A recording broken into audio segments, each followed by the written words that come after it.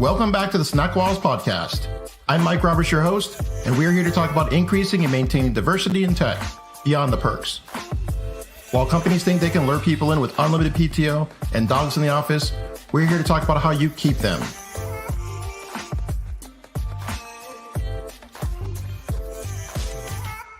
So I'm going to throw it over to our special guest today. In a few sentences, tell us who you are and what you do. Hey, Mike, thanks a lot. Great to be here. My name is Mark Kahn. I'm the General Counsel and Vice President of Policy for Segment. We are a B2B SaaS company based in San Francisco.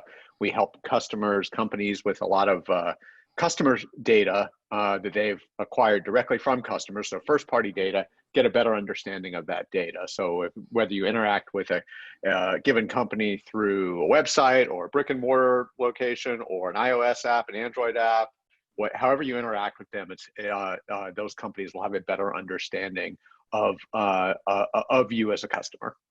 Awesome. And I hear data rules the world. So you're in charge right now. You've got everything. You got everybody's data. So that's good. So I'm hearing from a lot of tech leaders that they're having a hard time finding diverse talent, and that's a challenge. So what are your thoughts there? Yeah, it is definitely, it's a challenge. It's a challenge to find talented people throughout tech. I think when it comes to diversity in particular, I think it's where you look as part of it. Folks tend to look in their own networks and don't necessarily aren't inclined to reach beyond that. And so there's definitely diverse talent out there. But if you just kind of keep to the people you know, it becomes sort of a little bit of an echo chamber in terms of who you end up talking to. So I think what I've found is that the more when you're looking for talent and looking to hire new people, the more that you can get the word out to organizations and folks who you may not regularly interact with, the more diverse talent pool you will get. And then you bring in the more diverse talent for interviews, it's necessarily going to lead to more employment opportunities, which of course I think as you've described, sort of what you guys are up to, that's only the beginning of the story. Getting folks in the interviews and even hiring folks is a good start, but you also have to spend energy and effort and really make a commitment to make folks successful. Yeah, that's a big piece of it. That a lot of folks, they miss that.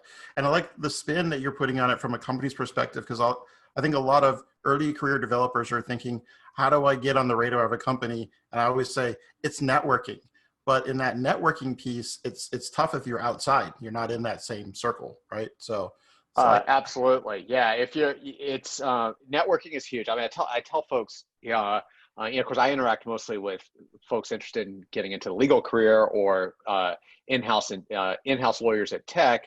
I said, look at the jobs, apply for the jobs, but the way to get it, we're getting inundated with resumes every time we post an opening.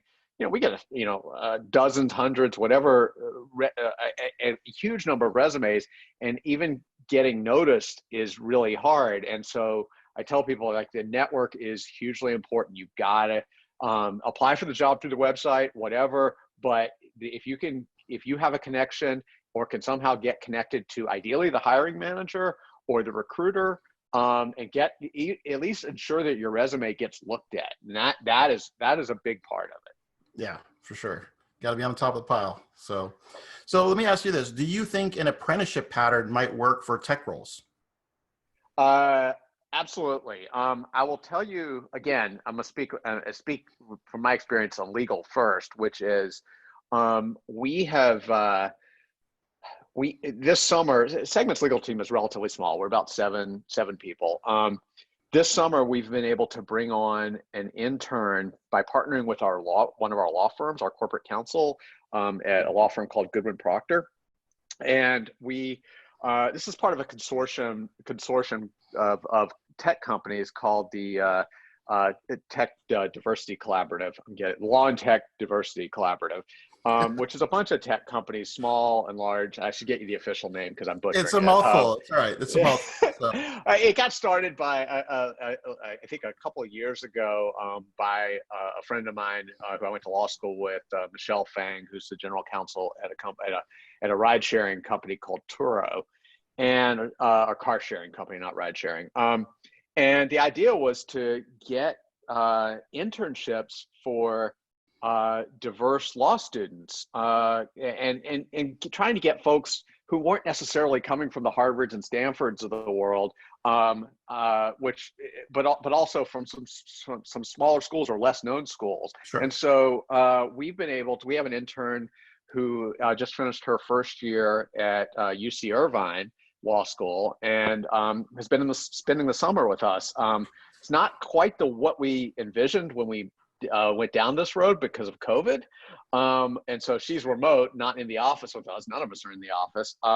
But that is, I think, so that's an analog to the types of programs you're talking Sure. about in the coding field. And if it can work in legal, there's no reason why it can't work in tech, in more in programming jobs. I know I have a colleague on my team who runs our privacy program, who was an engineer at Segment for 4 years.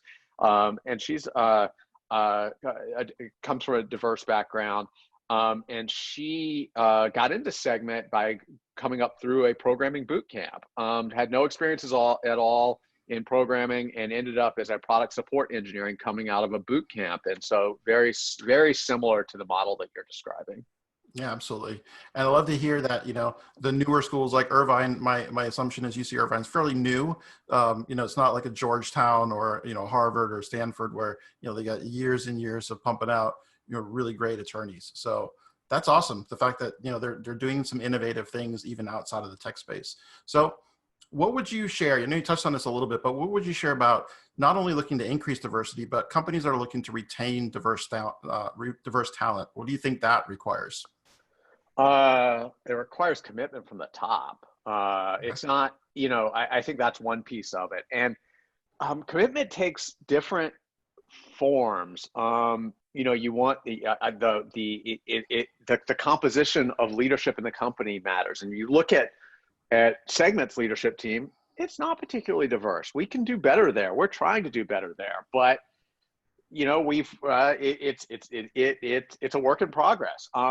So we've got to get better there. But even absent that, or even while we work on that, I should say, making sure that there's exec buy-in to, hopefully the company has employee resource groups, ERGs, and making sure there's really exec buy-in into that. We have ERGs, one called Wegment, which is women at Segment. We have a Segmento, which is Latinx folks.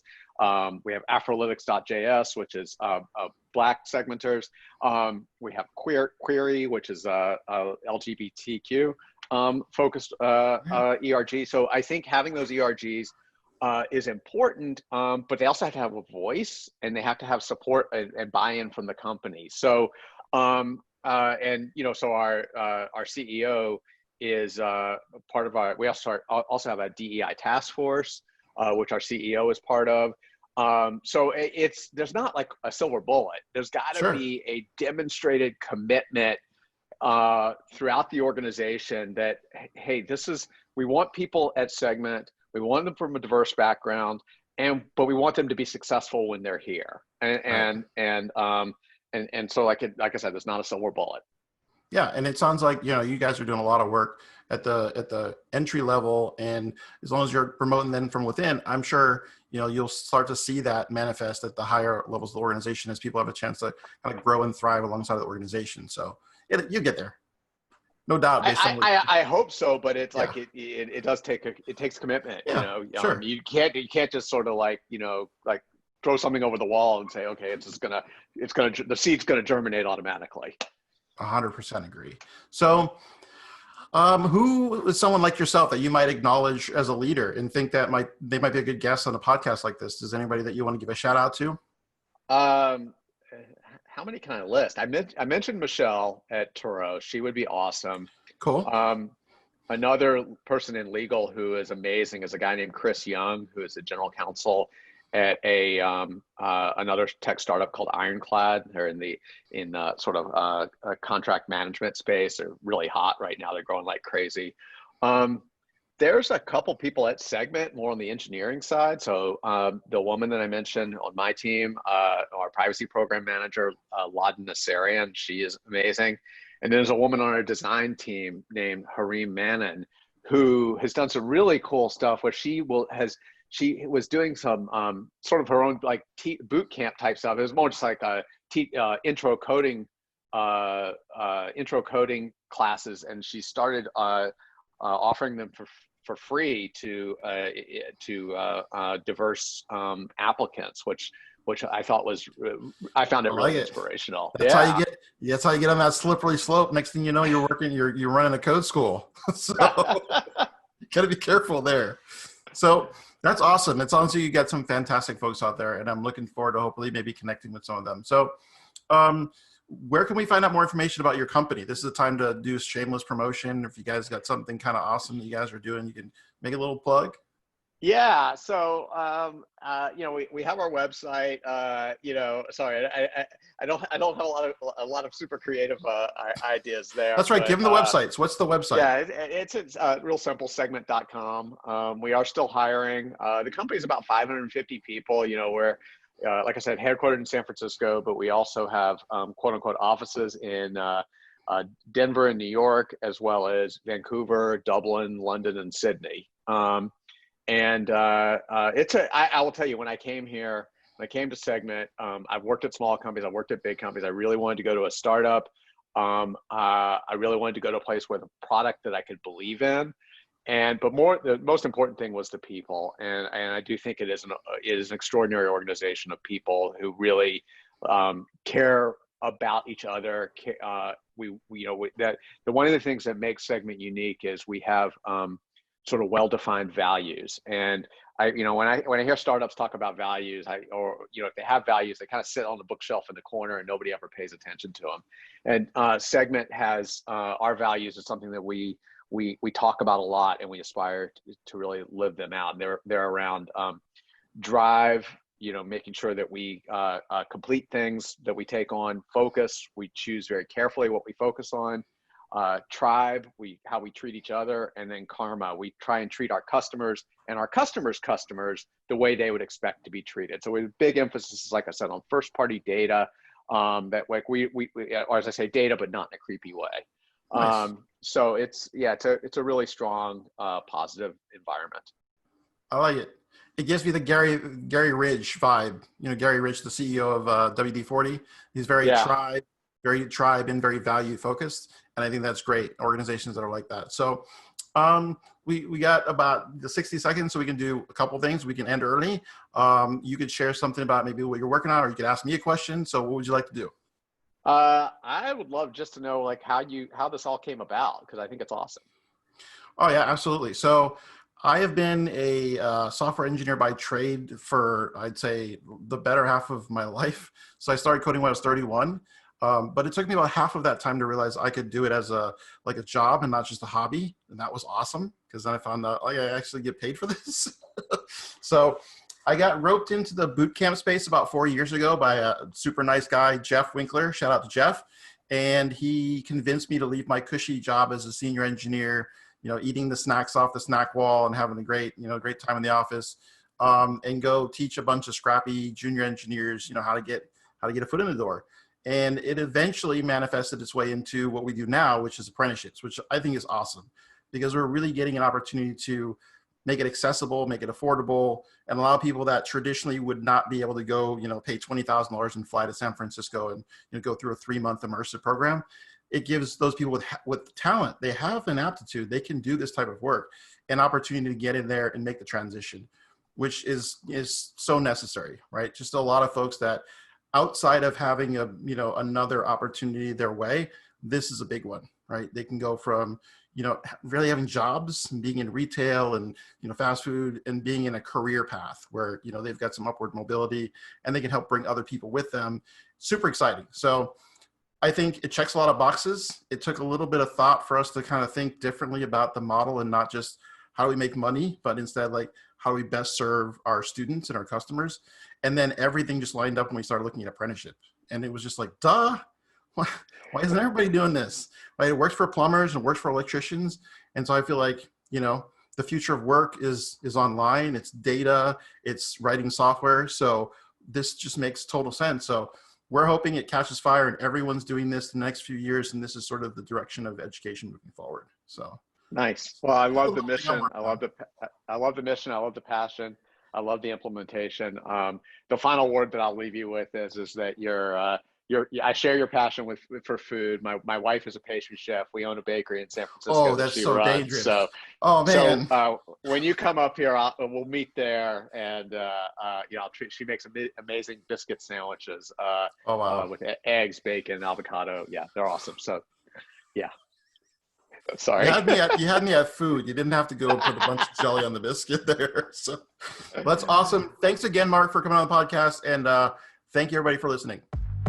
The San Diego Code School is a proud sponsor of the SnackWalls podcast. The San Diego Code School is leading companies to tech equity. The tech-enabled apprenticeship program is a venture whose heart is to do a lot of social good and do good work. You can help San Diego Code School secure funding for change by hiring developers, bringing a team in to relieve your backlog, or becoming a program sponsor. You can visit us on the web for more information at http://stcs.io.